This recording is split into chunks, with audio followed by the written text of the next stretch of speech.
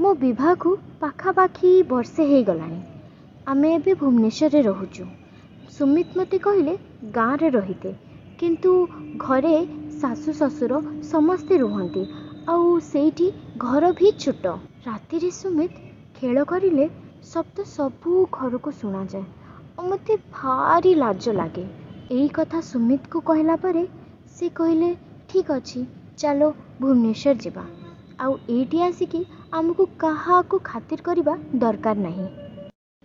निज घर बुली आमे पूरा घर सारा बुली बुली बेलजिया हेकी भी सेक्स करला बेले किछि लाज न थाए। सुमित भारी सेक्सी आउ रोमांटिक।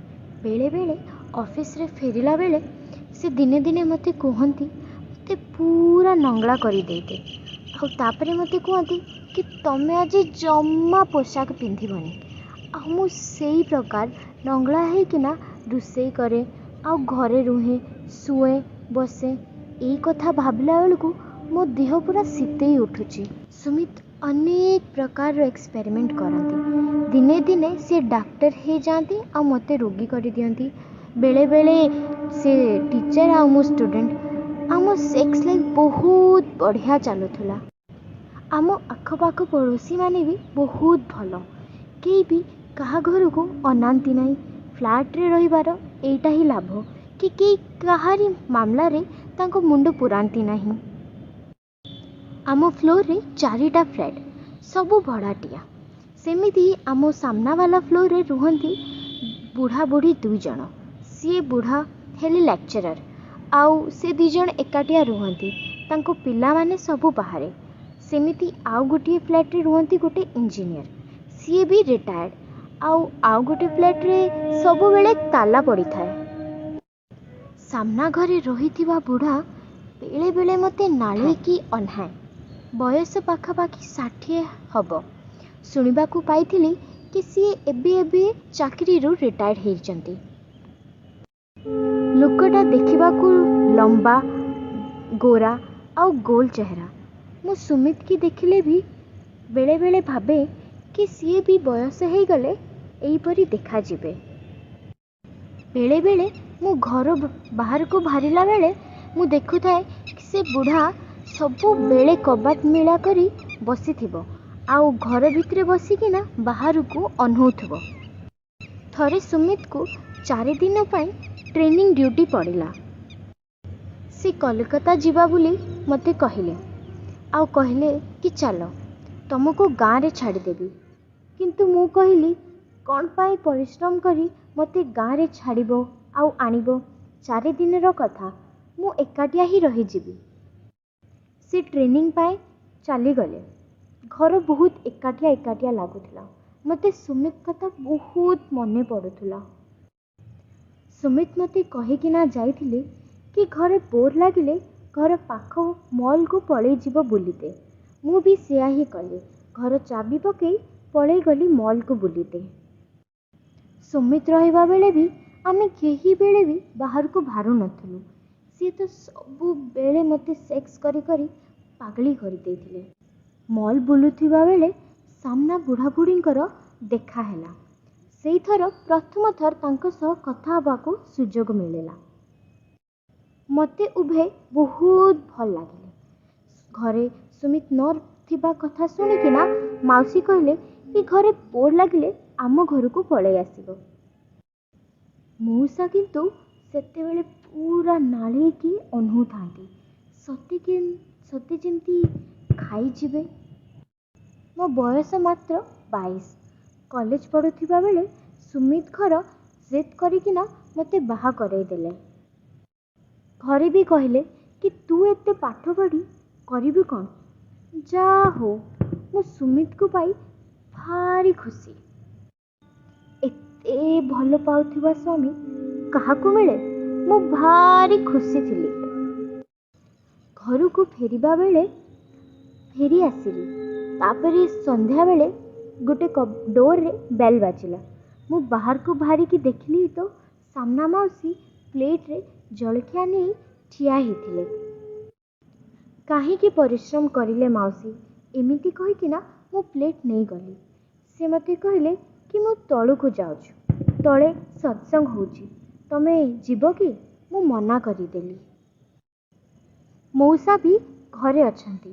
ହଉ ଠିକ୍ ଅଛି, ମୁଁ ମଉସାକୁ କହିଦେଉଛି କି ସେ ଟିକେ ସମୟ ପରେ ଆସିକିନା ପ୍ଲେଟ୍ ନେଇଯିବେ। ମାଉସୀ ଗଲା ପରେ ମୁଁ ସାମ୍ନା କବାଟରେ ଦେଖୁଥିଲି କି ମଉସା ସେଇଠି ଗେଟ୍ ମେଲା କରି ଗେଟ୍ ଫାଟକ ପାଖରେ ଠିଆ ହେଇକିନା ଅନଉଥିଲେ। ମୋତେ କାହିଁକି କେଜାଣି ଲାଗୁଥିଲା କି ମଉସା ମୋ ଉପରେ ଲାଇନ୍ ମାରୁଛନ୍ତି। ମୁଁ ବି ଟିକେ ଖେଳ କରିବା ମୁଡ୍ରେ ଆସିଗଲି। ଖାଇବା ପ୍ଲେଟ୍କୁ ଟେବଲ୍ ଉପରେ ଥୋଇ କବାଟ ପାଖକୁ ଆସି କବାଟ ବନ୍ଦ କରିତେ କରିତେ ଜାଣିକିନା ଶାଢ଼ୀଟାକୁ ଖସେଇ ଦେଲି। ବ୍ଲାଉଜ୍ ପିନ୍ଧିବା ପରେ ବି ମୋ ଦୁଇଟା ଯାକ ଦୁଧର ଟିକେ ଟିକେ ଅଂଶ ଦେଖାଯାଉଥାଏ। ମୁଁ ଆଖପାଖରେ ଦେଖିଲା ବେଳେ ସାମ୍ନା ମଉସା ମୋତେ ବସିକିନା ଅନଉଥାନ୍ତି। ମୁଁ ଚୁପଚାପ କବାଟ ବନ୍ଦ କରିକିନା ପଳେଇ ଆସିଲି। ଘର ଆସିଲା ପରେ ଫେସବୁକ୍ ଖୋଲିଲା ପରେ ସେଇଥିର ସବୁ ଭିଡ଼ିଓ ଆସେ। ଆଉ ସେଇ ସବୁ ଭିଡ଼ିଓ ଦେଖି ଦେଖି ମୁଁ ଆଉ ସୁମିତ ବହୁତ ଖେଳ କରୁ। ସେଇଠି ବୁଢ଼ା ଶ୍ୱଶୁର ସହ ବୋହୂର ଖେଳ କରୁଥିବା ଭିଡ଼ିଓ ଦେଖିକିନା ମୋତେ ମଉସା ଚେହେରା ମନରେ ପଡ଼ିଗଲା। ଆଉ ମୁଁ ମୋ ଦେହରେ ହାତ ବୁଲେଇ ପିଆର ଆଙ୍ଗୁଠି ପୁରେଇ ନିଜକୁ ଶାନ୍ତ କରିବା ଭଳିଆ ଲାଗିଗଲି। ମୁଁ ଯେତେ ସେ ମଉସାଙ୍କ କଥା ଭାବୁଥିଲି ମୋତେ ସେତେ ଏକ୍ସାଇଟମେଣ୍ଟ ବଢ଼ୁଥିଲା। ଆଉ ଆଙ୍ଗୁଠି ବି ଜୋର ପୁରେଇ ମୋ ପିଆରେ ସବୁ ରସ ଭାରି ପଡ଼ିଲା। ମୋତେ ମଉସାଙ୍କ ସହ ସେକ୍ସ କରିବା ପାଇଁ ବହୁତ ଇଚ୍ଛା ହେଉଥିଲା। ଆଉ ସିଏ ବି ମୋତେ ଯେମିତି ଚାହିଁ ରହୁଥିଲେ, ସୁଯୋଗ ମିଳିଲେ ସେ ନିଶ୍ଚୟ ମୋତେ ମାଡ଼ି ବସିଥାନ୍ତେ। କିନ୍ତୁ କେମିତି ଖେଳ ଆରମ୍ଭ ହେବ ସେଇଥିପାଇଁ ଯୋଜନା କରିତେ ପଡ଼ିବ। ମୁଁ ପୋଷାକ ଚେଞ୍ଜ କରି ସ୍କର୍ଟ ଆଉ ଗୋଟେ ସେକ୍ସି କ୍ରପ୍ ଟପ୍ଟେ ପିନ୍ଧିଦେଲି। କ୍ରପ୍ ଟପ୍ରେ ମୋ ପେଟର କିଛି ଅଂଶ ଦେଖାଯାଉଥିଲା। ଆଉ ମୋ ଟପ୍ ଦୁଧ ଉପରେ ଝୁଲିଥିବା ବୋଲି ତଳୁ ଯେମିତି ଦୁଧକୁ ଛୁଇଁ ହେବ ସେମିତି ବ୍ୟବସ୍ଥା ହେଇଥିଲା। ସ୍କର୍ଟ ଭିତରେ ମୁଁ ପ୍ୟାଣ୍ଟ ପିନ୍ଧି ନଥାଏ, ଆଉ ବ୍ରା ବି ପିନ୍ଧି ନଥିଲି। ସେମିତି ବି ମୋ ଦୁଧ ଦୁଇଟା ସାନ ଆକାରର 32 ସାଇଜ୍ ଦୁଧ। ମୋ ଆକାର ହେଲା 32, 28 ଆଉ 34। ମୋ ହାଇଟ୍ ହେଲା 5 ଫୁଟ 4 ଇଞ୍ଚ। ଆଉ ମୋ ରଙ୍ଗ ଗୋରା। ଆଉ ମୁଁ ପତଳା ଦେଖାଯାଏ। ଅବଶ୍ୟ ମୋ ଫିଗର ବହୁତ ଲୋକଙ୍କୁ ଆକର୍ଷିତ କରେ। ଏଇ କଥା ସୁମିତ ବି ମୋତେ କୁହନ୍ତି।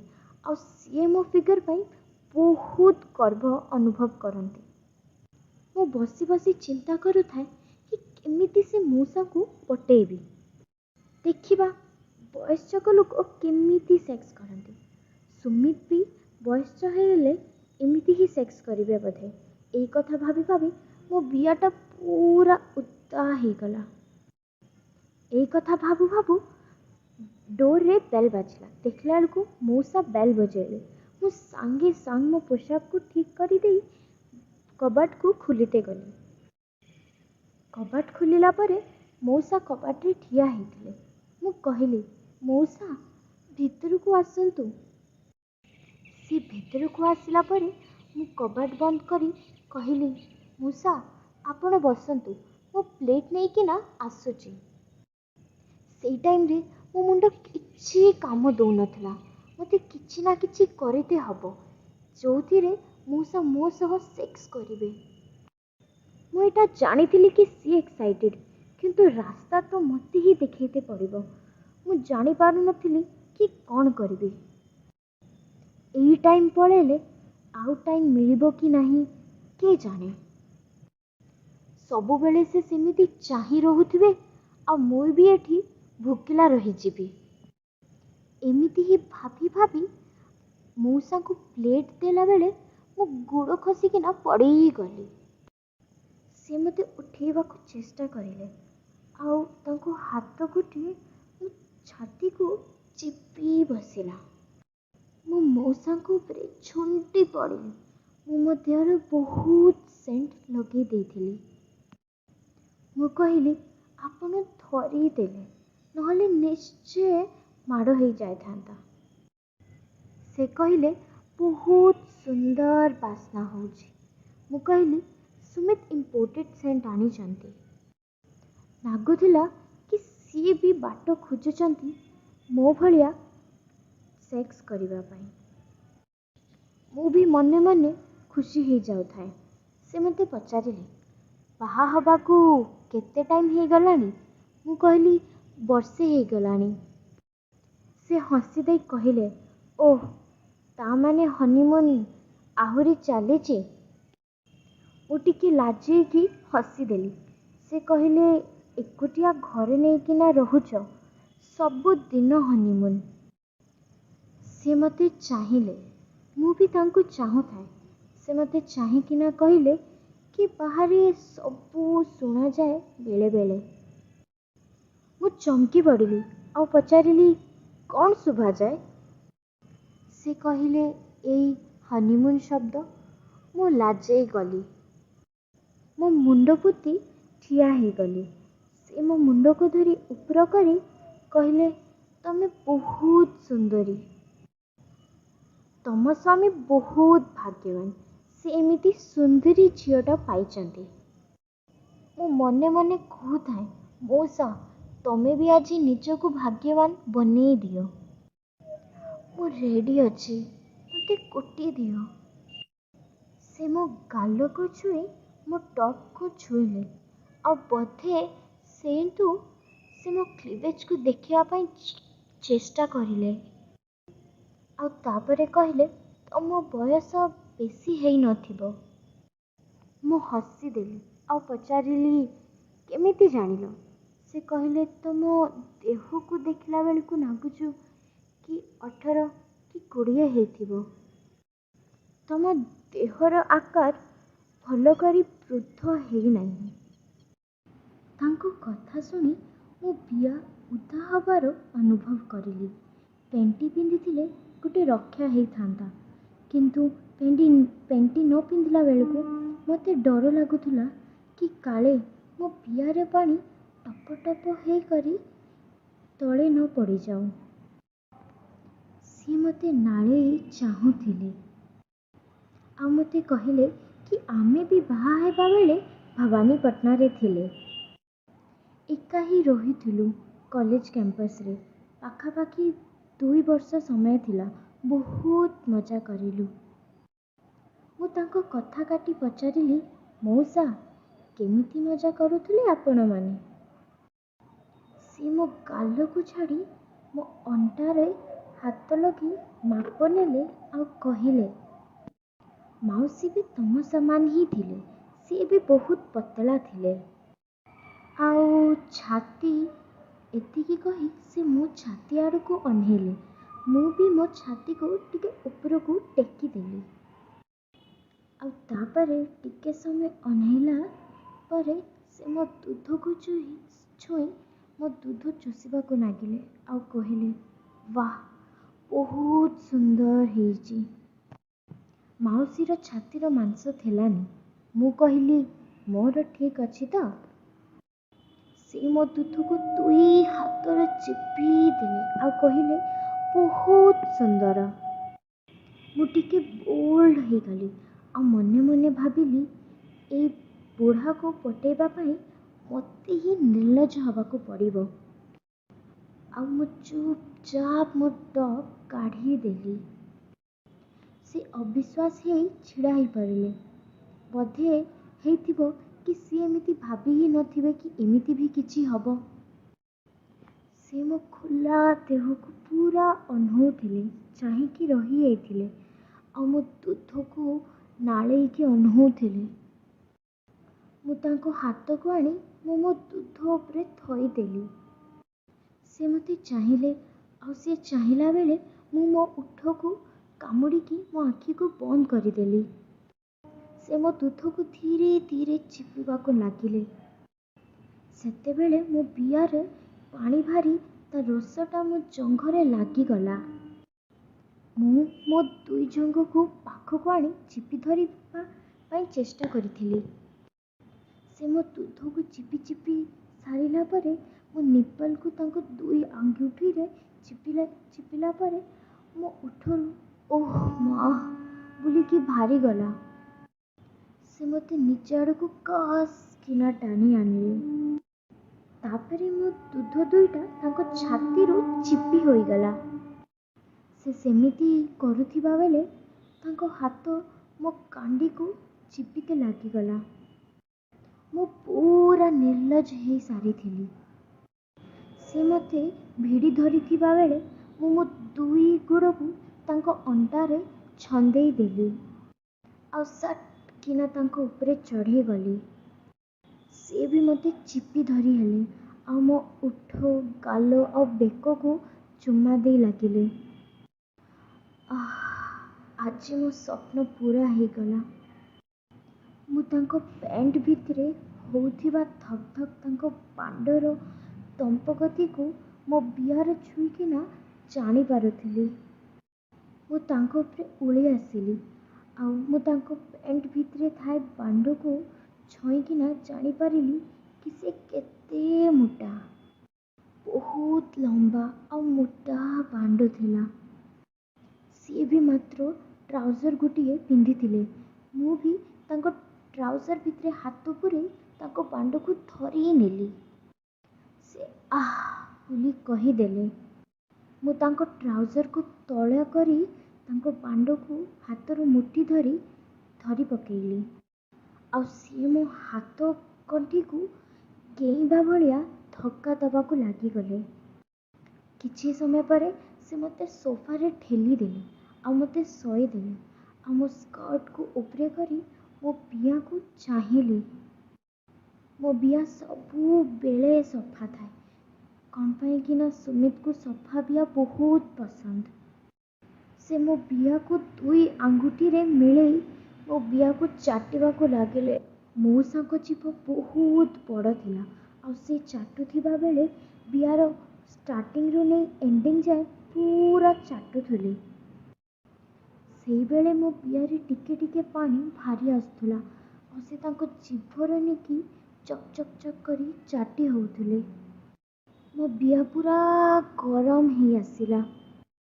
ସେ ମୋ ବିଆର ଜିଭ ପୂରେଇକି ଗେଇଁବା ପରେ ମୋ ବିଆରେ ଏତେ ଜୋର ଜୁଆର ଆସିଲା କି ସେ ଆଉ ଚାଟି ହିଁ ପାରିଲେନି।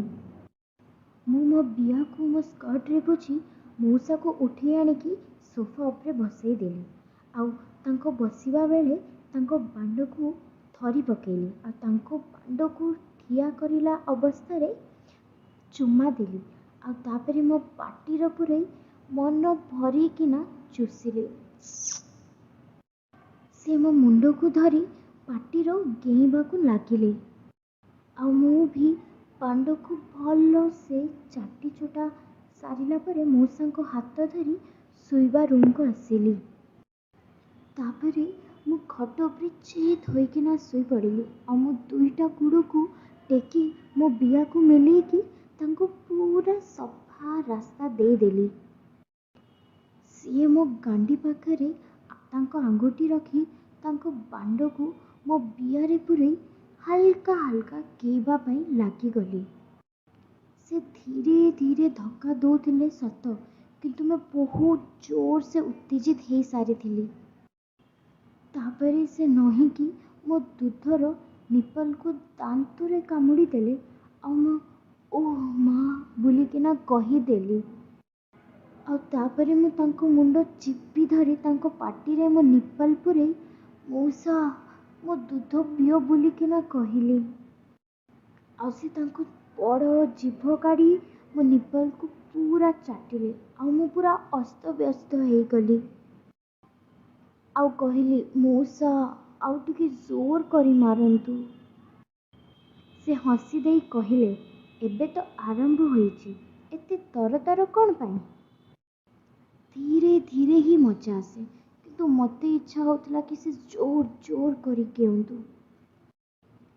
ସିଏ କିନ୍ତୁ ପୁରା ରିଲାକ୍ସ ହେଇ ମୋ ବିଆକୁ ଗେଉଥାନ୍ତି। ଟିକେ ସମୟ ଗେଇଁଲା ପରେ ଆଉ ମୋ ନିପଲକୁ ବାରମ୍ବାର କାମୁଡ଼ିଲା ଆଉ ଚାପିବା ପରେ ମୋର ଦର୍ଜ ହେଇଗଲା ଆଉ ଏମିତି ହୋଇ ମୁଁ ଆଉ ସମ୍ଭାଳି ପାରିଲିନି। ମଉସା ବୋଲି ପୁରା ଏକ୍ସାଇଟେଡ୍ ହେଇ ମଉସା କରି ଚିଲେଇ ପକେଇଲି। ଆଉ ମୋ ବିଆରୁ ରସ ଝର ଝର କରି ବାହାରି ଆସିଲା। ଏହା ଦେଖି ମଉସା ହସିଲେ ଆଉ କହିଲେ, ତମର ସୁଦୁ ଧୈର୍ଯ୍ୟ ନାହିଁ।